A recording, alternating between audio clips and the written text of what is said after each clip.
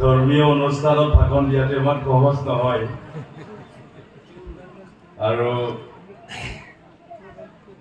ৰাজনৈতিক মঞ্চ হলে বেছি স্পীড হয় তথাপিও আমাৰ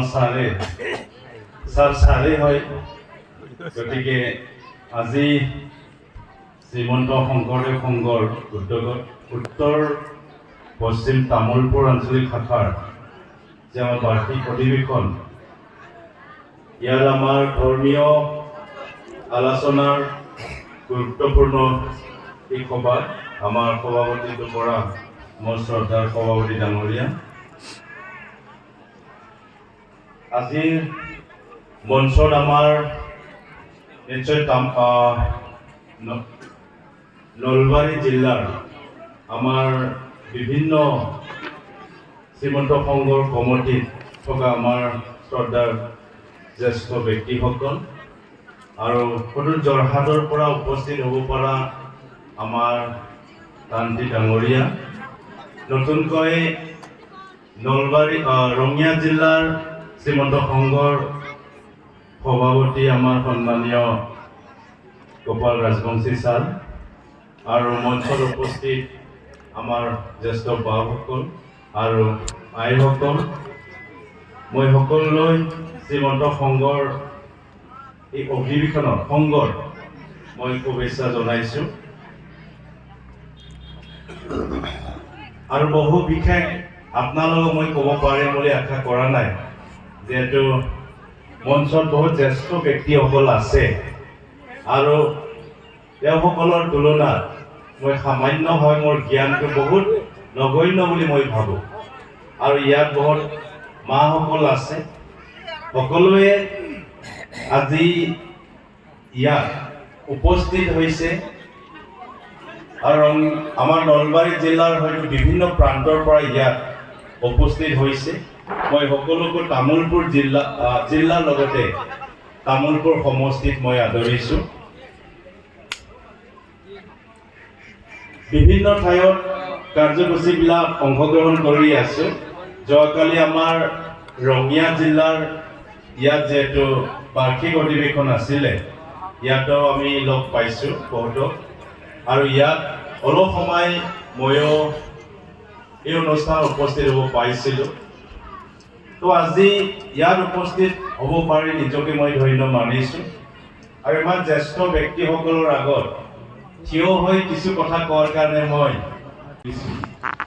তো প্ৰথমে মই মোৰ অনুভৱটো ক'ব বিচাৰিছোঁ আজি যেতিয়া এখন কোঠা বা ৰুম সেই ৰুমত লাইন থাকাত লাগি বহুত পোহৰ হৈ থাকে যেতিয়া হঠাৎ লাইন গুচি যায় এই কোঠা বা ৰুমটো আন্ধাৰ হৈ যায় যেতিয়া আন্ধাৰ হ'ব আমি এই ৰুমত থকা একো বস্তুৱে দেখা নাপাওঁ কোনটো কোণাত কি আছিলে ইয়াত কোনে সোমাইছে কি হৈছে আমি দেখা নাপাওঁ ঠিক মই এনেদৰে মোৰ অনুভৱ হ'ল গুৰুজনা যদি পৃথিৱীত জন্ম নহ'লেহেঁতেন আমাৰ মাজত যদি আদৰ্শ আৰু ধৰ্মীয় আৰু বিভিন্ন প্ৰথা এখন সমাজ কেনেকৈ আগবাঢ়িব লাগে এখন মানৱ কেনেকুৱা আগবাঢ়িব লাগে সেইটো আমি হয়তো গম নাপালেহেঁতেন ইয়াৰ কাৰণে শ্ৰীমন্ত সংঘৰ জন্মই আমাক পৃথিৱীত নতুন মাত্ৰা দিছে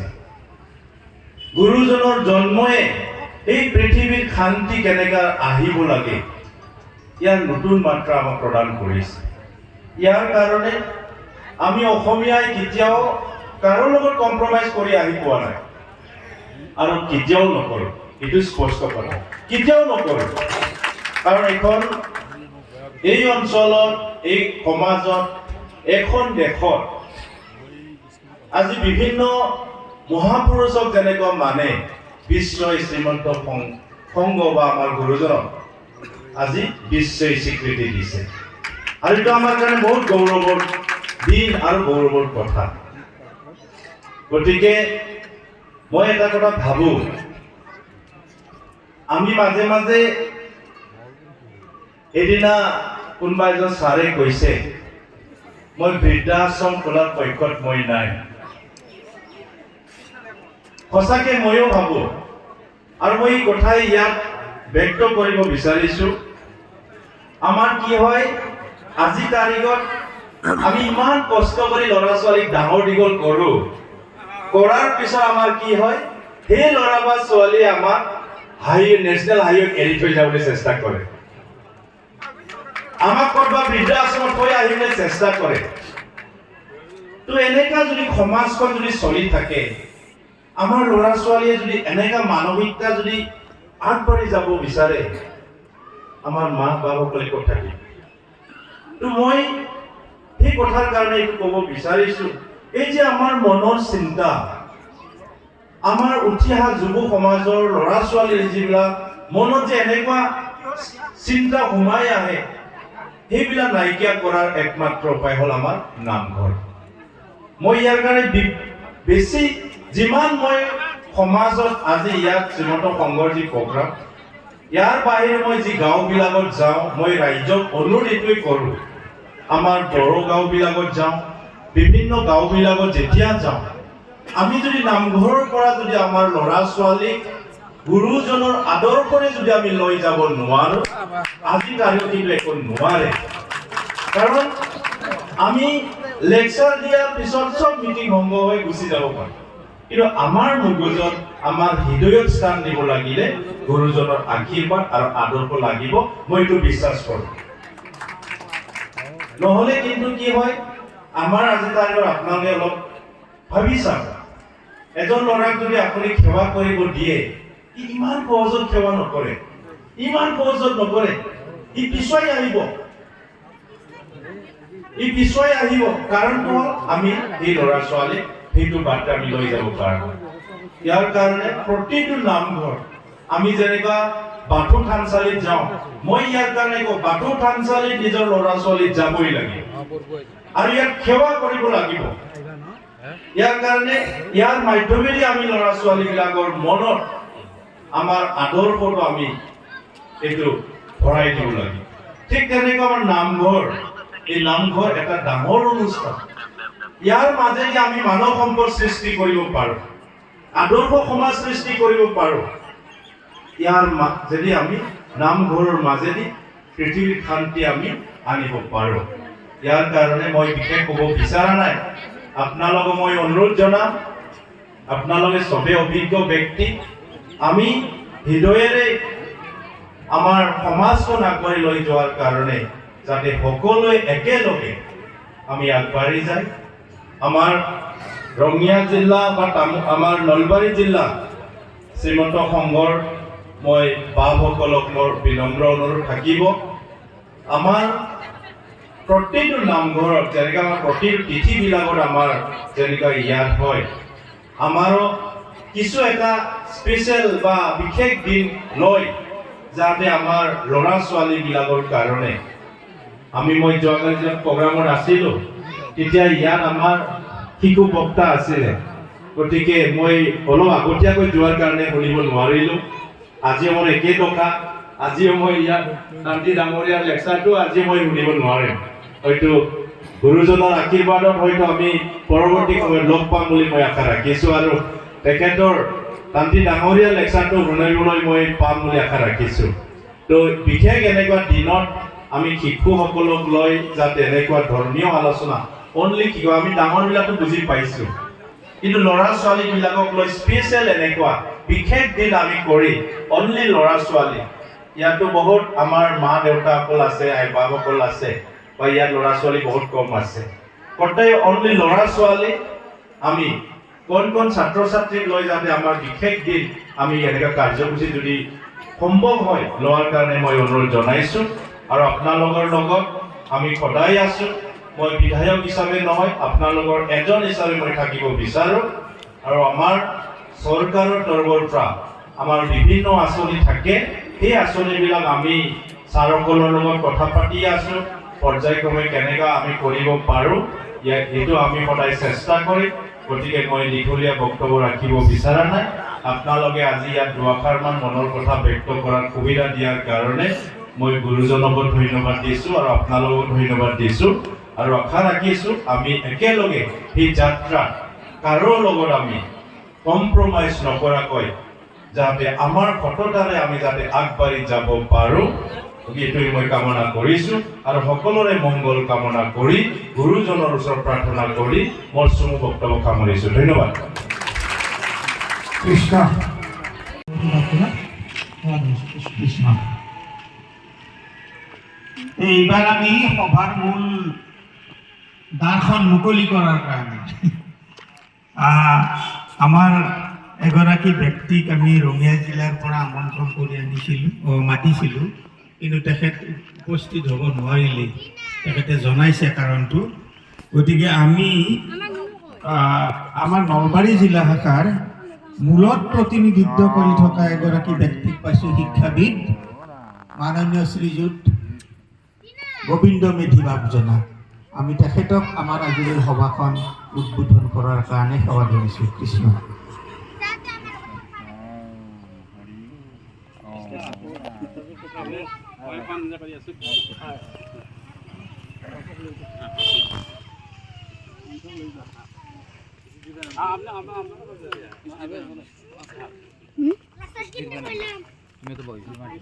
বাৰ্ষিক অধিৱেশন ভাগি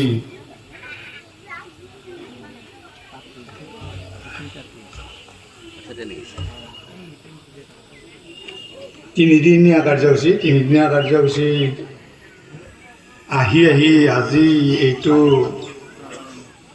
শেষৰ আগৰটো কাৰ্যসূচী আমি আটাই আহি উপস্থিত হৈছোঁহি আৰু আটাইতকৈ দৰকাৰী অনুষ্ঠান সম্বৰ্ধনা আৰু মুকলি সভা। আমি আপোনালোকে গমেই পাইছে আমি সেই চৰিত্ৰটো ৰূপায়ণ কৰিব লগা হৈছে।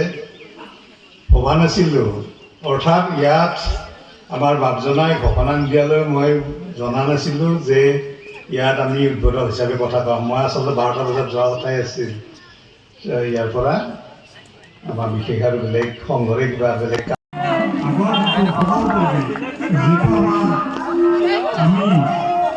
সামাজিকভাৱে য'ত আমি উৎপীড়িত হৈছিলোঁ, সামাজিকভাৱে য'ত আমি আমাৰ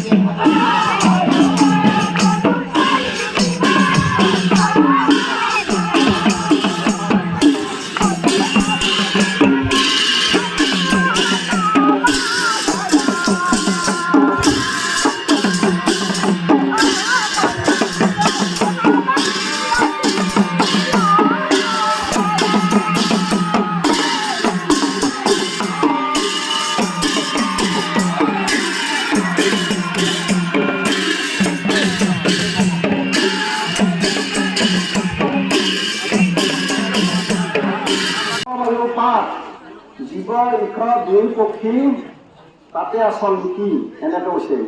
তাৰমানে আমাৰ এই যিটো দেহ, এই দেহটো দশমত আপোনালোকে পাব, ইতিমধ্যে পাইছে বহুতে। মই আপোনালোকে যিখিনি জানে সেইখিনিকে অলপ কৈ পেলাই মই সামৰণি মাৰিম। আমাৰ এই দেহটোৰ তাত তেখেতৰ এটা সময়ত দুখ খাবই লাগিব।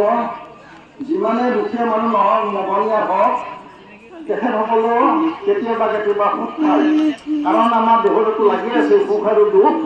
তিনি গুণ হ'ল সত ৰজন তম। সত ৰজ তম আমাৰ দেহতে চলি থাকে অনবৰত। আপোনালোকে গমে পায় যে কেতিয়াবা আমাৰ কিবা ভাল কথা লাগিলে আমাৰ মনটো ভাল। বৰ্মন বাপজনাক মঞ্চত আসন গ্ৰহণ কৰিবলৈ কাৰণে সেৱা জনাইছোঁ আৰু আমাৰ প্ৰতিনিধিৰ অন্য সেৱা ধৰা আমাৰ শৰৎ দাস বাপজনাকো আমি মঞ্চত আসন গ্ৰহণ কৰিবৰ কাৰণে সেৱা জনাইছোঁ। আমাৰ মাজত উপস্থিত হৈছে উপসভাপতি প্ৰভাত দাস বাপজনাক চিনাকি আৰু সম্বৰ্ধনা জ্ঞাপন কৰিবৰ কাৰণে আমি সেৱা জনাইছোঁ।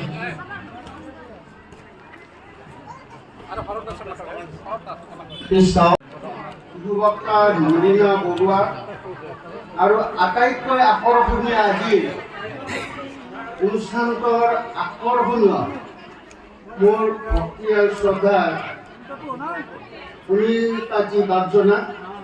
তেখেতে যোৱাকালি ৰঙিয়াত আছিলে বাৰ্ষিক অধিৱেশনত। শ্ৰদ্ধা বাপ সমস্ত আই সমস্ত আঞ্চলিক শাখাৰ সেৱা বাহিনীকে আদি কৰি শ্ৰদ্ধা বাপ বান্ধৱ আইমাতৃ সমস্ত চমু পৰিচয় সেইকাৰণত বিশেষ আকৰ্ষণৰ অতিথিজনে ৰখি আছে। তেখেতে আমাৰ ইয়াৰ আগত বাপজনাই যিখিনি কথা ক'লে তাৰ ওপৰঞ্চিভাৱে তেখেতে ক'ব। গতিকে মই ইয়াত সময় বেছি ল'ব বিচৰা নাই, কেৱল গুৰুজনাৰ যিহেতুকে অনুষ্ঠান, গতিকে গুৰুজনাৰ আদৰ্শ এৰা আলোচল জীৱা পতকাল জৰা পূজা কৰ।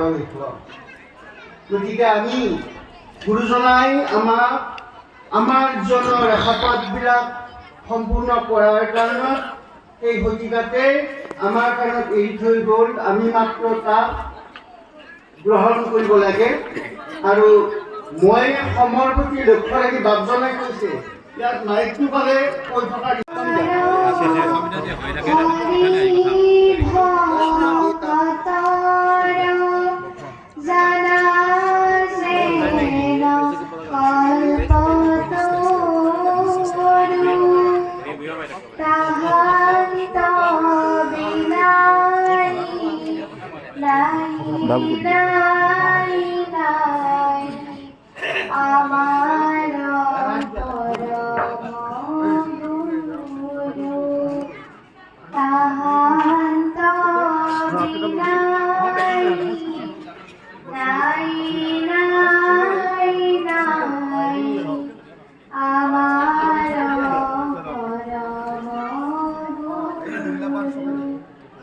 কৃষ্ণ জয়গুৰু শংকৰ শ্ৰীমন্ত শংকৰদেৱ সংঘ উত্তৰ পশ্চিম তামোলপুৰ আঞ্চলিক শাখাৰ ৩৩ সংখ্যক বাৰ্ষিক অধিৱেশনৰ মুকলি সভাৰ সন্মানীয় অধ্যক্ষ বাপজনা, মঞ্চত উপস্থিত বিশিষ্ট বাপাই সমস্ত, মঞ্চৰ সন্মুখত উপবিষ্ট শ্ৰদ্ধাৰ বাপাই সমস্ত আটাইলৈকে মই মোৰ ভক্তি ভৰা সেৱা জনাইছোঁ। যদিও অধ্যক্ষ বাপজনাই কৈছে যে মই এগৰাকী বক্তা, তথাপিও আমি কিন্তু বক্তা হ'বৰ জোখেৰে এতিয়াও যোগ্য হোৱা নাই। এগৰাকী বক্তা হোৱাৰ জোখেৰে অভিজ্ঞতা আৰু জ্ঞান দুয়োটাই আমাৰ নাই। তথাপিও আপোনালোকৰ আগত আমাৰ মনৰ কেইটিমান ভাৱ ব্যক্ত কৰিবলৈ লৈছোঁ। আৰু পোনপ্ৰথমে আমাক এই সুবিধাকণ দিয়াৰ বাবে উত্তৰ পশ্চিম তামোলপুৰ আঞ্চলিক শাখাৰ সমূহ বাপ আইমাতৃ সমস্তলৈ শ্ৰদ্ধা নিবেদিছোঁ। আমি ইয়াত স্থান লাভ কৰাৰ মূলতেই আমাৰ শ্ৰীমন্ত শংকৰদেৱ সংঘই আয়োজন কৰা কেন্দ্ৰীয় শিশু যুৱ আইমাতৃ সমাৰোহ। বাপাই সমস্ত আপোনালোকক জনাবলৈ পাই অত্যন্ত সুখী যে এই সমাৰোহৰ বক্তৃতাৰ প্ৰতিযোগিতাত আমাৰ ভাগত পৰিছিল গুণমালা। আপোনালোক সকলোৱে নিশ্চয় গুণমালা পঢ়িছে। গুণমালাৰ বিষয়ে আপোনালোকে বিভিন্ন কথা জানে। আৰু আমাৰ গুৰুজনাৰ দ্বাৰা ৰচিত গুণমালা হৈছে আমাৰ অসমীয়া সাহিত্যৰ এক অনুপম সম্পদ। গুণমালাৰ কথা ক'বলৈ যাওঁতে যেতিয়া আমি গুণমালাৰ কথা অধ্যয়ন কৰিব লগা হৈছিল বিস্তৃতভাৱে, তেতিয়া আমি গুণমালাৰ লগত জড়িত নানা কথা জানিবলৈ পাৰিছিলোঁ আৰু আমাৰ মনটো খুবেই ভাল লাগিছিল।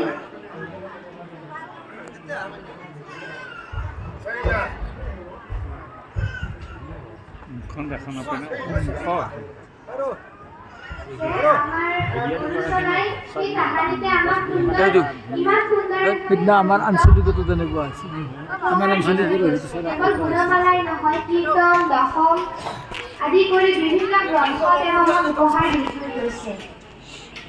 কিন্তু বৰ্তমান অতি এটা দুখৰ কথা যে আমাৰ শিশুসকলে আমাৰ গুৰুজনাৰ দ্বাৰা ৰচিত গ্ৰন্থসমূহৰ প্ৰতি পিঠি দিবলৈ লৈছে। তেওঁলোক আমাৰ গ্ৰন্থসমূহ আমাৰ সংস্কৃতিৰ প্ৰতি আগ্ৰহী নহয়। এই সম্বন্ধে অগ্নিকবি কমলাকান্ত ভট্টাচাৰ্যৰ দ্বাৰা ৰচিত এটি কবিতা আমাৰ পাঠ্যপুথিত আছে। সেই কবিতাটিৰ নাম হৈছে জাতীয় গৌৰৱ।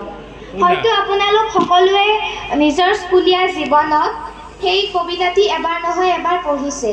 তাত কবিগৰাকীয়ে উল্লেখ কৰিছে, বুৰঞ্জী লিখক জাতীয় গৌৰৱ, কিবা চিন পাবা অসম দেশৰ, যত কবিকুল জাতি পদ্মফুল, লভিলে জনম ফলে কি পাপৰ। এয়া অতি দুখৰ কথা যে এগৰাকী কবিয়ে নিজৰ মাতৃভূমিৰ লোকসকলক এনেদৰে ককৰ্থনা কৰিছে নিজৰ প্ৰতিভাক নিজৰ সাংস্কৃতিক স্বীকৃতি নিদিয়াৰ বাবে।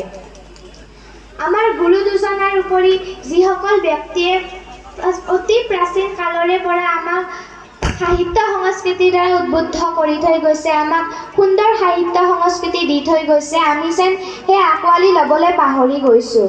আমাৰ গুৰু দুজনাৰ দ্বাৰা প্ৰৱৰ্তিত সংস্কৃতি আঁকোৱালি ল'বলৈ আমি পাহৰি গৈছোঁ। কিন্তু শ্ৰীমন্ত শংকৰদেৱ সংঘ হৈছে এনে এটি অনুষ্ঠান যিয়ে আমাৰ গুৰু দুজনাৰ দ্বাৰা প্ৰৱৰ্তিত সংস্কৃতিক পুনৰ আমাৰ সমাজলৈ আগুৱাই আনিছে।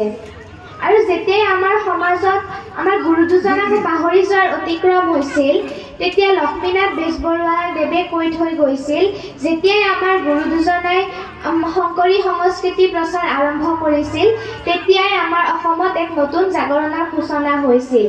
কিন্তু সময়ৰ লগে লগে সেই জাগৰণৰ কিছু পৰিমাণে হ'লেও স্থিমিত হৈ পৰিছিল। কিন্তু সাহিত্যৰথীদেৱে নিজৰ ৰচনাসমূহৰ জৰিয়তে আমাৰ গুৰুজনাক সমাজত পুনৰ উলিয়াই আনিছিল। আৰু ঠিক তেনে সময়তে 1930 চনত ৰমাকান্ত মুক্তিয়াৰাতা, হলধৰ ভূঞা আদিৰ দৰে বৰেণ্য বাপসকলৰ প্ৰচেষ্টাত শ্ৰীমন্ত শংকৰদেৱ সংঘৰ জন্ম হৈছিল। আৰু সেই তেতিয়াৰ পৰা শ্ৰীমন্ত শংকৰদেৱ সংঘই বিভিন্ন উপায়েৰে শিশুসকল, যুৱসকল আৰু আইমাতৃসকলক আমাৰ সংস্কৃতিৰ প্ৰতি উদ্বুদ্ধ কৰিবলৈ, আমাৰ সংস্কৃতিৰে আগুৱাই নিবলৈ প্ৰচেষ্টা চলাই আহিছে। শ্ৰীমন্ত শংকৰদেৱ সংঘই ঈশ্বৰক আৰাধনা কৰিবৰ বাবে কেৱল নাম প্ৰসংগৰ ব্যৱস্থাই নহয়, আমাৰ যিসমূহ সংস্কৃতি আছে, অংকীয়া নাট, ভাওনা, বৰগীত, নাট, ভতিমা, এই সকলোবোৰকে আমাৰ সমাজত বিলোৱাৰ ব্যৱস্থা কৰিছে। আৰু আমাৰ শ্ৰীমন্ত শংকৰদেৱ গুৰুজনাৰ আদৰ্শ মতে শিক্ষাদান কৰিবলৈ প্ৰাথমিক পৰ্যায়ৰ পৰা বিশ্ববিদ্যালয় পৰ্যন্তলৈ তেওঁলোকে শিক্ষা ব্যৱস্থা কৰিছে। কিন্তু আমাৰ সমাজৰ বিভিন্ন লোক ইয়াৰ বিষয়ে জ্ঞাত নহয়। কিন্তু শ্ৰীমন্ত শংকৰদেৱ সংঘই আমাৰ ব্যক্তিসকলক ইয়াৰ বিষয়ে জ্ঞাত কৰিবলৈ যৎপৰোনাস্তি চেষ্টা চলাই আহিছে। ইয়াতে মই ক'ব খুজিছোঁ যে আমাৰ শিশুসকলে যদি সৰুৰে পৰাই আমাৰ সংস্কৃতিৰ প্ৰতি আগ্ৰহী হয়, তেনেহ'লে ডাঙৰ হৈ তেওঁলোকে আমাৰ সংস্কৃতি এৰি দিয়াৰ কোনো কথাই নাহে। কুমলীয়া বাঁহ এডাল যদি ভাঁজ লাগি থাকে, তেনেহ'লে আমি সেই ভাঁজ চিধা কৰিব পাৰোঁ। কিন্তু বাঁহডাল যেতিয়া বুঢ়া হৈ যায়, পুৰঠ হৈ যায়, তেতিয়া কিন্তু আমি সেই বাঁহডাল চিধা কৰিব নোৱাৰোঁ। সেয়েহে আমাৰ শিশুসকলক শিশু অৱস্থাৰ পৰাই আমাৰ সংস্কৃতিৰ প্ৰতি আগ্ৰহী কৰি তোলাটো আমাৰ সকলোৰে দায়িত্ব। যদিহে আমাৰ অভিভাৱকসকলে শিশুসকলক আমাৰ সংস্কৃতি কেনেকুৱা, আমাৰ আদৰ্শ কেনেকুৱা তাৰ বিষয়ে সৰুৰে পৰা আভাস দিয়ে, তেনেহ'লে তেওঁলোকে আমাৰ সংস্কৃতিৰ প্ৰতি আগ্ৰহী হ'ব। বহুতে ক'ব খোজে যে আমাৰ গুৰুজনাৰ সংস্কৃতি আওপুৰণি, আমাৰ গুৰুজনাৰ সংস্কৃতি বৰ্তমান সময়ৰ লগত মিলিব নোৱাৰে। কিন্তু আমি ক'ব খোজোঁ যে আমাৰ গুৰুজনাৰ সংস্কৃতিত নাই কি? সাহিত্য সংস্কৃতিৰ পৰা আদি কৰি বিজ্ঞানলৈকে আমাৰ গুৰুজনাৰ সংস্কৃতিত আটাইবোৰে সোমাই আছে। গুৰুজনাই যে পৰিষ্কাৰ পৰিচ্ছন্নতাৰ ওপৰত গুৰুত্ব দিছিল, প্ৰসংগ কৰোঁতে যে এক দূৰত্ব বজাই অৱস্থান গ্ৰহণ কৰিবলৈ দিছিল, বস্তু বিলাওঁতে মুখত কাপোৰ বান্ধি ল'ব দিছিল, সেই ব্যৱস্থাসমূহ যেতিয়া ক'ভিড মহামাৰী আহিছিল, তেতিয়া সকলোৰে বাবে সেই ব্যৱস্থাসমূহ বাধ্যবাধকতামূলক হৈ পৰিছিল। সামাজিক দূৰত্ব বৰ্তাই ৰখা, মুখত মাস্ক পৰিধান কৰা, এই ব্যৱস্থাবোৰ নহ'লে হয়তো ক'ভিড মহামাৰীৰ পৰা আমি কেতিয়াও পৰিত্ৰাণ লাভ কৰিব নোৱাৰিলোহেঁতেন। কোভিড মহামাৰী আহিছিল 2 বছৰ আগত, কিন্তু আমাৰ গুৰুজনাই আমাক এই সংস্কৃতি, আমাক এই আদৰ্শ দেখুৱাই থৈ গৈছিল প্ৰায় 600 বছৰ আগতেই। গতিকে আপোনালোকে অনুমান কৰক যে আমাৰ গুৰুজনে কিমান দূৰদৰ্শী চিন্তাৰ অধিকাৰী আছিল। তেখেতৰ মনত বিজ্ঞান, সাহিত্য, সংস্কৃতি কেনেকুৱা এক বীজ অংকুৰিত হৈ আছিল। বৰ্তমান আমাৰ অসমীয়াসকলৰ এয়া কৰ্তব্য যে আমাৰ গুৰুজনাৰ দ্বাৰা প্ৰৱৰ্তিত সংস্কৃতিক আঁকোৱালি আমি আমাৰ জীৱন পথত আগুৱাই যাব লাগিব। আমাৰ গুৰুজনে আমাক যি আদৰ্শ দেখুৱাই থৈ গৈছে, সেই আদৰ্শক সাৰোগত কৰি আমি ঈশ্বৰক ভক্তি কৰি আমাৰ জীৱনটো আগুৱাব পাৰিলেহে আমাৰ জীৱনটো সাৰ্থক হ'ব। আমি আৰু বিশেষ নকওঁ, কাৰণ আপোনালোক সকলোৱে আমাৰ বিশিষ্ট অতিথি বাপগৰাকীৰ ভাষণ শুনিবলৈ তেতিয়াৰ পৰা ৰৈ আছে, আৰু আমি গভীৰভাৱে বিশ্বাসী যে তেওঁ আপোনালোকক অতি সুন্দৰভাৱে ভক্তিৰসৰ সোৱাদ দিব। আৰু যিহেতু আমি এগৰাকী শিশু, আমি এতিয়াও শিকিহে আছোঁ, গতিকে ধৰ্ম বিষয়ত বা আধ্যাত্মিক বিষয়ত আমাৰ সিমান জ্ঞান নাই। গতিকে মোৰ সীমিত জ্ঞানেৰে যিখিনি পাৰোঁ আপোনালোকক ক'বলৈ চেষ্টা কৰিছোঁ। আৰু শেষত মাধৱ পুৰুষৰ এফাকি ঘোষাৰে আমাৰ অসাৰৰ বক্তব্য সামৰণি মাৰিবলৈ লৈছোঁ। মই দুৰাচাৰ কেৱলে তোমাৰ অপৰাধী নাৰায়ণ, ক্ষমিও কহৰি লৈও দাস কৰি, পহিলো হেৰা শৰণ, পহিলো হেৰা শৰণ। কৃষ্ণ কৃষ্ণ